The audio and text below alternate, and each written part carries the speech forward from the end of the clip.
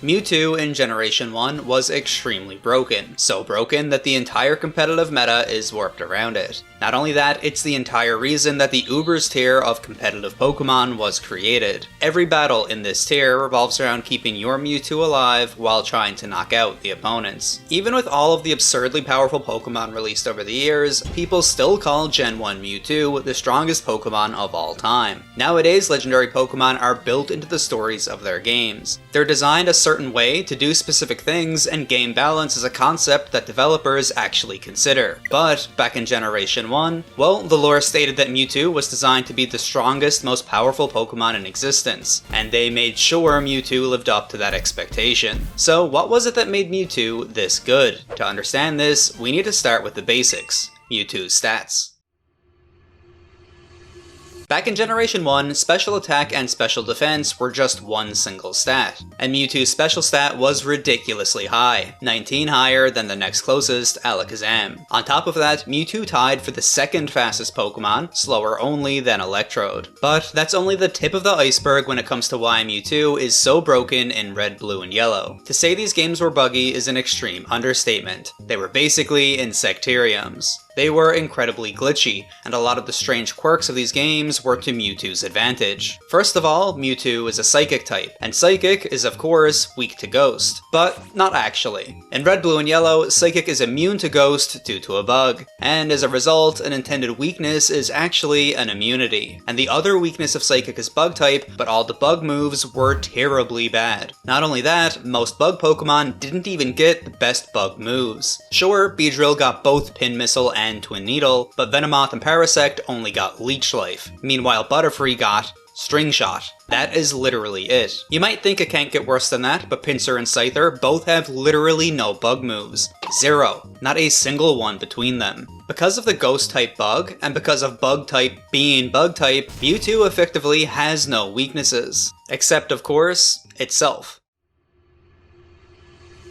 The biggest weakness of Mewtwo is literally its strength. It's too strong for the system of the game that it's in. See, if Mewtwo had maximum DVs and EVs, its special stat could be boosted so high that it would cause an overflow, and the stat would become extremely low instead. This is thanks to a little move called Amnesia, which was also very different back in Gen 1. In modern Pokemon, it raises the Pokemon's special defense by 2 stages. Originally, it raised the special stat by 2 stages. So, one use of Amnesia back then would be the equivalent to 2 uses of Calm Mind today. Gen 1 normally has a cap on stats of 999. However, a stat being lowered by a move, such as the effect of Psychic, actually causes that stat to be recalculated. And this recalculation ignores the hard cap from the game, allowing the stat to overflow anyway, resulting in Mewtwo dealing very little damage. So, a weird optimization of competitive Pokemon is that Mewtwo would often use lower DVs and EVs than it actually could get away with using. So its stats were intentionally lower than they could be to avoid a potential stat overflow. There is, of course, another bug to talk about. Stats being lowered caused any other status effects to be reapplied. So if a Pokemon was paralyzed, their speed stat was lowered as normal. Then if that Pokemon had any stat lowered, such as special due to Psychic, the speed stat would again be recalculated, and lowered even further. Yeah, Gen 1 was buggy.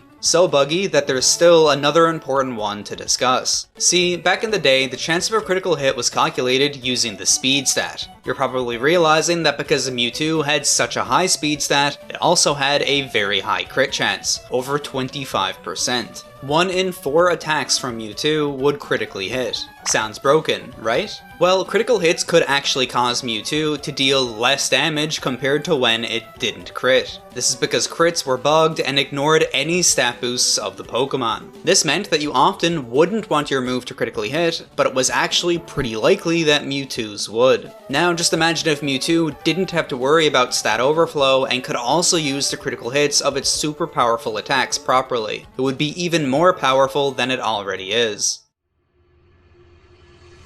The standard classic Mewtwo moveset that it's known for is the following: Amnesia, for obvious reasons, and then Recover because Amnesia made Mewtwo ridiculously tanky and gave the ability to just keep healing through damage. Then 2 damaging moves depending on what the person wanted to target. The options included Psychic, Thunderbolt, Ice Beam, and occasionally even Submission. Thunderbolt is a great option to deal with Slowbro, for example, while Ice Beam is great to deal with Executor. But the real benefit of Ice Beam was the 10% freeze chance, because back then, freeze lasted forever. Really. Or at least until the Pokemon was hit by a Fire-type move. So Ice Beam essentially had a 10% chance to just remove whatever it hit from the game completely. While not optimal, it's possible a match would come down to a game of finding out which Mewtwo would be lucky enough to freeze the other one first. Mewtwo would also sometimes take self-destruct specifically to be used after weakening the opposing Mewtwo and guaranteeing both got knocked out.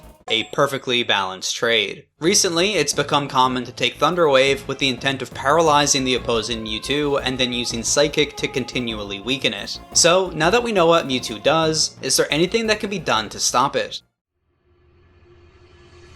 Mewtwo has a reputation. If you look up how to counter Mewtwo, you will see responses like these. It's true that there is no counter, but the entire Uber's metagame revolves around Mewtwo and dealing with Mewtwo. The most obvious counter is your own Mewtwo, either critting the other Mewtwo multiple times in a row or freezing the other Mewtwo in a freeze war. But both of these are unreliable, and a freeze war is just leaving it all up to chance, which is the opposite of what you want in a competitive environment. Self-destruct Mewtwo is also an option, but it will only one-hit KO if it critically hits. If there's no crit, you need to lower the other Mewtwo's health before self-destructing to secure the knockout. Other Pokemon that learn Ice Beam, like Jynx, Slowbro, Starmie, and Chansey, can all try to freeze Mewtwo without having to put your own Mewtwo at risk. Chansey in particular can swap in against Mewtwo and then threaten to paralyze it or use Sing to put it to sleep.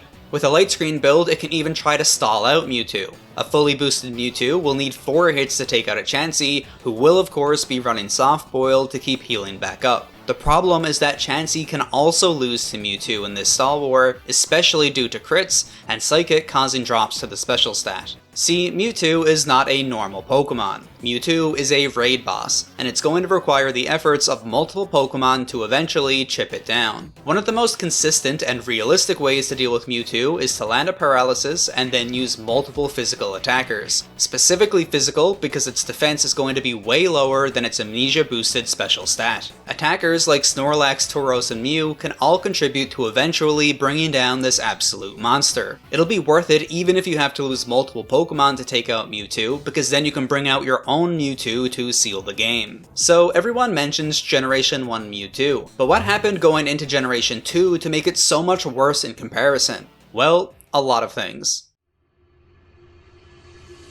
Generation 2 of Pokemon introduced a lot of changes, and fixes that heavily nerfed Mewtwo. The first thing, Generation 2 introduced the Dark type, which gave Mewtwo a brand new weakness. It also fixed the interaction between Psychic and Ghost types, meaning that Mewtwo lost an accidental immunity and gained a second weakness at the same time. Steel type was also added to the game, which resisted Psychic, reducing Mewtwo's effectiveness even further. But that's not all. The special stat was also split into 2. This resulted in a huge reduction to Mewtwo's tankiness. To make matters worse, what many considered to be its signature move in Generation 1, Amnesia, was completely changed. It now specifically boosted the new special stat, Special Defense, providing no boost to special attack at all. This barrage of changes and nerfs meant that Mewtwo wasn't the top dog or cat anymore. Instead, someone else dominated the metagame. But that's a story for another video. If you want more content like this, of course. Overall, Mewtwo was designed at a time when the games themselves were just different.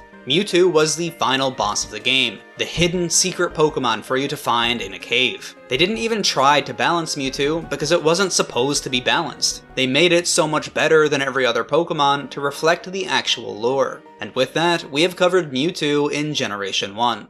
Before finishing up, I wanted to take a moment to thank you for watching this video. I wanted to try to make a video like this for a while now, so if you enjoy content like this and want more like it, please let me know in the comments. The algorithm works in mysterious ways after all. Thanks again for watching, and I hope you have a great day.